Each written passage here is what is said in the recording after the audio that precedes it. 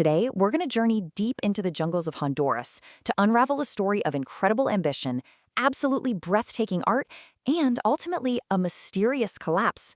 A story that's literally etched in stone. This is the story of Copán. Okay, let's just dive right in.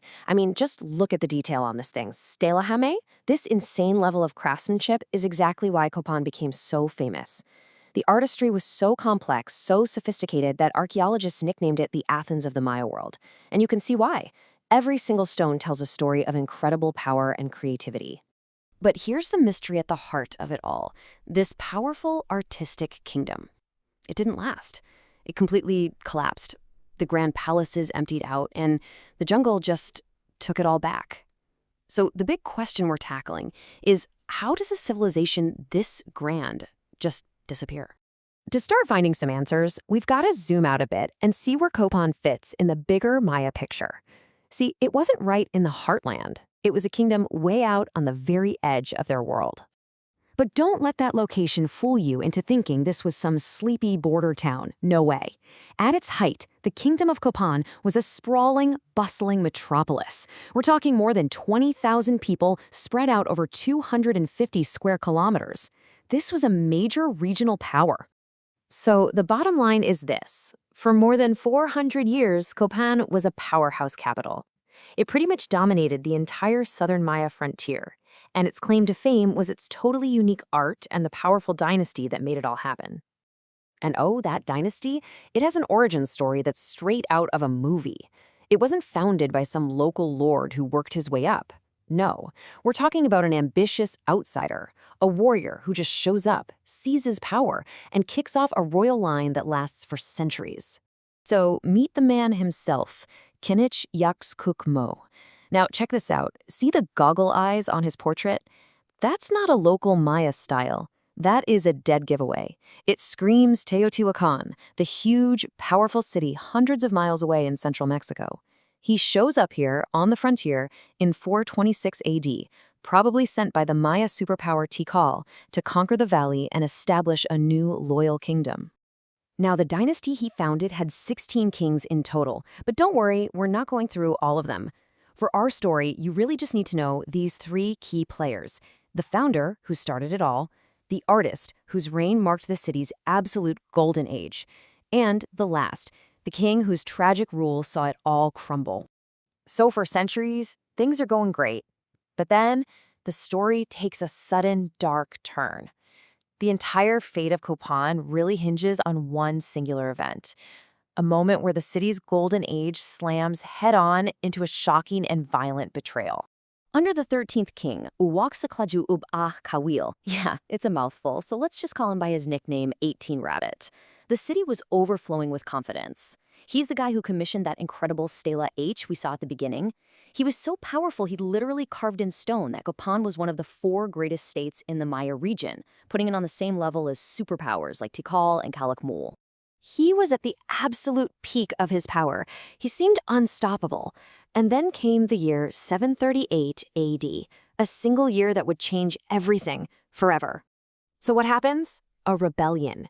And get this, the king of a smaller city, Quiriguá, suddenly declares independence.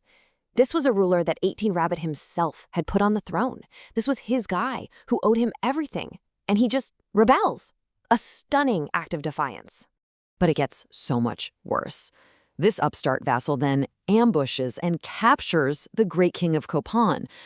You really can't overstate how stunning this would have been to the entire Maya world. The divine lord, the sacred ruler, taken prisoner by his own subordinate. And 6 days later, the unthinkable happens. 18 Rabbit was publicly beheaded. For the Maya, this was more than just a military defeat. It was a cosmic crisis. Their king wasn't just a ruler, he was a god on earth. To see him humiliated and executed like that, it absolutely shattered the sacred authority of the throne and sent this shockwave of instability across the whole kingdom. Now, an event that catastrophic didn't destroy the city overnight, but it was the fatal blow. It was the beginning of the end, the start of a long, slow decline. This is the story of Copán's twilight. After 18 Rabbit's execution, Copán just stopped. For 17 years, there's an eerie silence in the archaeological record. No grand new monuments were built. The city's confidence was completely shattered. They did eventually get a new king, but the magic was gone. The last king took the throne in 822, and less than 100 years later, the city was all but empty.